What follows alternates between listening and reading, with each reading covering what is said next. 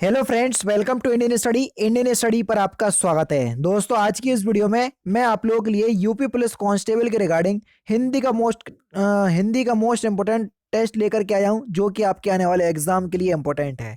Video को and तक जरूर देखिएगा, क्योंकि लास्ट में मैं आपसे क्वेश्चन भी पूछूंगा और उसका आंसर आपको कमेंट बॉक्स में बताना होगा। साथ ही साथ इस वीडियो की पीडीएफ डिस्क्रिप्शन में टेलीग्राम चैनल का लिंक दिया हुआ है, वहां से आप प्राप्त कर सकते हैं। पहला क्वेश्चन, किसी वाक्य के अंश को हम निम्नलिखित में से क्या कहेंगे? जल्दी बताओ। किसी वाक्य के अंश को हम निम्नलिखित में से क्या कहेंगे? पदबंध। पहला ही ऑप्शन से यहाँ पर आपका बिल्कुल करेक्ट हो जाएगा। क्या कहेंगे सर? पदबंध। पहला ही ऑप्शन से करेक्ट। मेरा कुत्ता काला है, इस वाक्य में काला शब्द क्या है? मेरा कुत्ता काला है, इस वाक्य में काला शब्द विशेषण है, गुणवाचक विशेषण के अंदर जाएगा। तीसरा ऑप्शन करेक्ट। मैं खाना खा चुका तब वह आया, इस वाक्य में आपको बताना है कि कौन सा, ये किस प्रकार का वाक्य है। तो आपका सही आंसर आपका क्या हो जाएगा?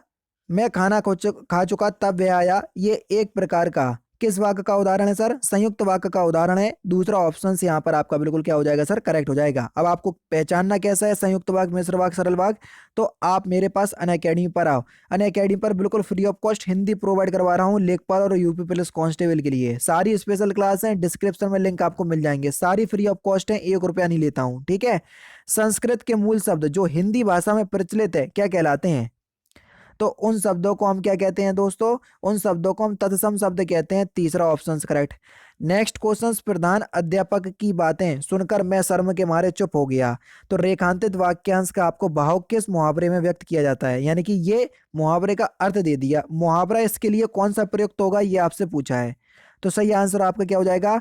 अपना सा मुंह लेकर रह गया। दूसरा ऑप्शन से यहाँ पर आपका बिल्कुल क्या हो जाएगा? करेक्ट हो जाएगा।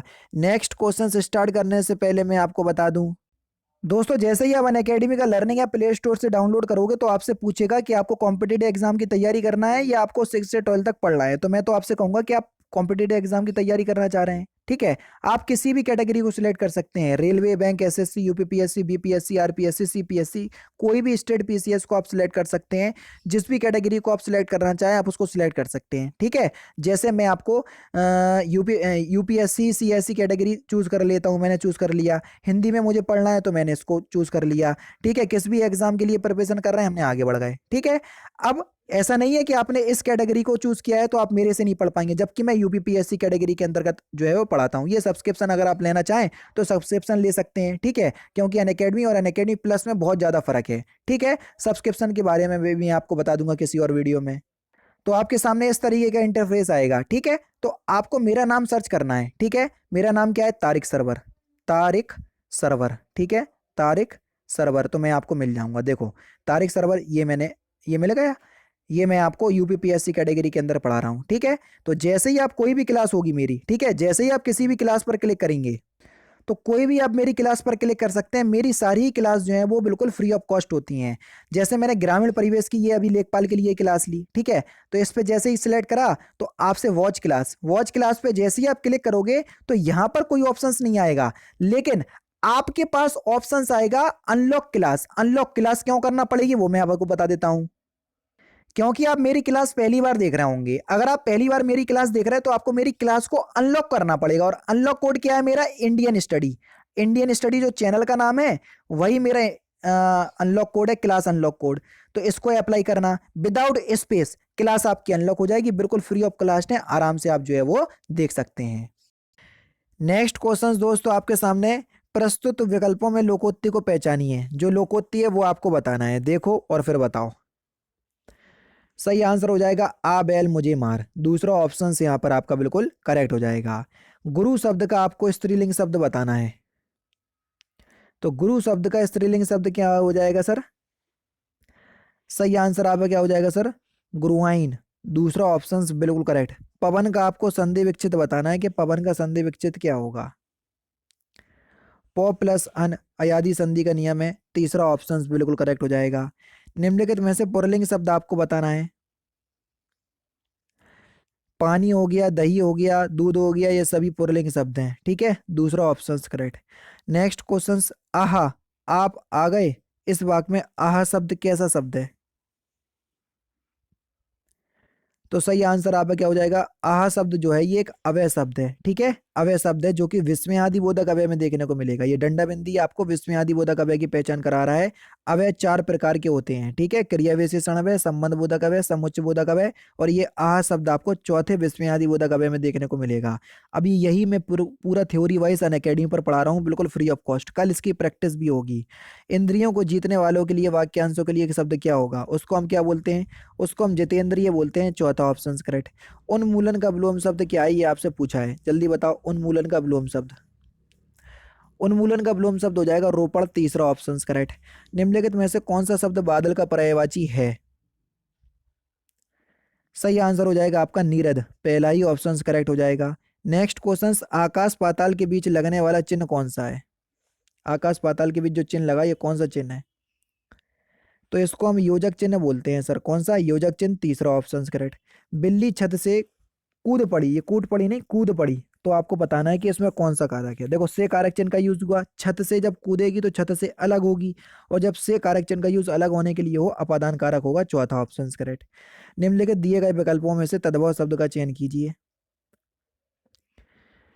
मुंह, मुंह शब्द जो है वो एक तद्भव शब्द है मुख का। चौथा ऑप्शन यहाँ पर आपका बिल्कुल क्या हो जाएगा सर, करेक्ट हो जाएगा।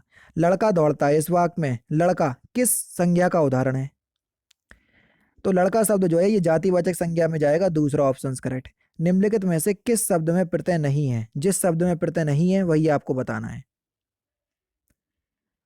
तो सही आंसर आपका क्या हो जाएगा सर, दुबला। दुबला शब्द में कोई भी प्रत्यय नहीं है। चौथा ऑप्शन करेक्ट। परिभाषा में आपको उपसर्ग बताना है, कौन सा उपसर्ग प्रयोग हुआ है परिभाषा में, तो यहाँ पर परि उपसर्ग उपयोग हुआ है। चौथा ऑप्शन करेक्ट।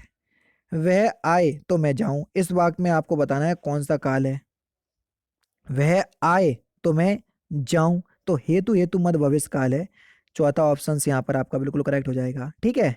जहां पर दो क्रियाएं संपन्न हो वहां पर हेतु हेतु मद भूतकाल होता है, भूतकाल भी होता है भविष्य काल भी होता है, लेकिन ये सेंटेंस आपका भविष्य में है, इसलिए हेतु हेतु मद भविष्य काल होगा। काल जब मेरे से पढ़ लोगे तो आपके सारे डाउट क्लियर हो जाएंगे। निम्नलिखित में से उपयुक्त समास का चयन कीजिए। सुख दुख में कौन सा समास है, बीच में आपको योजक चिन्ह दिख रहा, और जब बीच में योजक चिन्ह दिख जाए तो द्वंद्व समास होता है। पहला ऑप्शन करेक्ट। रौद्र रस का स्थायी भाव, आपको बताना है कि रौद्र रस का स्थायी भाव क्या होता है, सिंपल सा क्वेश्चन है। तो रौद्र रस का स्थायी भाव क्या हो जाएगा दोस्तों, क्रोध। पहला ऑप्शन करेक्ट। किस छंद का प्रथम एवं अंतिम शब्द एक सा होता है, जल्दी बताओ। कुंडलीय छंद का। पहला ऑप्शन करेक्ट हो जाएगा। काली घटा का घमंड गढ़ है, इस पंक्ति में कौन सा अलंकार है,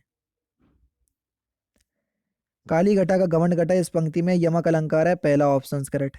पाठक शब्द का बहुवचन क्या होगा, ये आपसे पूछा गया है। पाठक शब्द का बहुवचन होगा पाठक गढ़। दूसरा ऑप्शन करेक्ट। शुद्ध वाक्य का चयन कीजिए, जो वाक्य शुद्ध है वही आपको बताना है।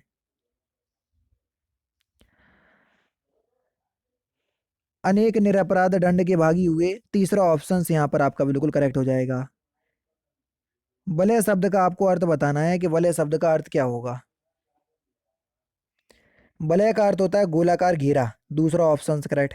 निम्नलिखित में से कौन सा व्यंजन अल्पप्राण है, अल्पप्राण हर वर्ग का पहला तीसरा और पांचवा व्यंजन अल्पप्राण कहलाता है। देखो ये तो का वर्ग का दूसरा है, महाप्राण होगा, हटा दो।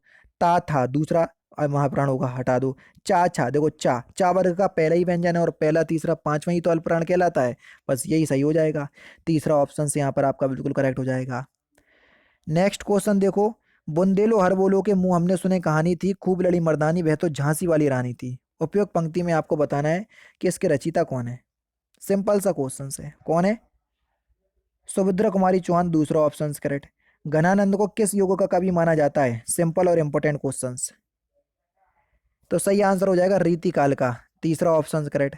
गबन किस रचनाकार की रचना है, गबन, तो किस रचनाकार की रचना है गबन, तो सही आंसर हो जाएगा आपका मुंशी प्रेमचंद्र। किसकी है सर, मुंशी प्रेमचंद्र। तीसरा ऑप्शन करेक्ट। निम्नलिखित में से कौन सी रचना प्रसिद्ध कथाकार मन्नू भंडारी की नहीं है, तो कौन सी रचना नहीं है मन्नू भंडारी की, तो आपका जो सही आंसर हो जाएगा वह हो जाएगा, इस क्वेश्चंस का आंसर आप मुझे कमेंट बॉक्स में बताएंगे क्योंकि लास्ट क्वेश्चंस है। तो दोस्तों ये थे आपके 37 हिंदी के इंपोर्टेंट क्वेश्चंस जो कि आपके आने वाले एग्जाम यूपी पुलिस कांस्टेबल के लिए इंपॉर्टेंट है। वीडियो अगर आपको अच्छी लगी हो तो प्लीज़ दोस्तों वीडियो को लाइक और शेयर जरूर कर दीजिएगा। तो दोस्तों फिलहाल की वीडियो में सिर्फ इतना ही। अगर आपको वीडियो पसंद आए तो प्लीज़ दोस्तों वीडियो को लाइक कीजिए, शेयर कीजिए और साथ ही साथ हमारे चैनल को सब्सक्राइब करना ना भूलें, क्योंकि मैं रोजाना इसी तरह की वीडियोस आप लोगों के लिए लाता रहता हूँ। नमस्कार दोस्तों, जय हिंद, जय भारत।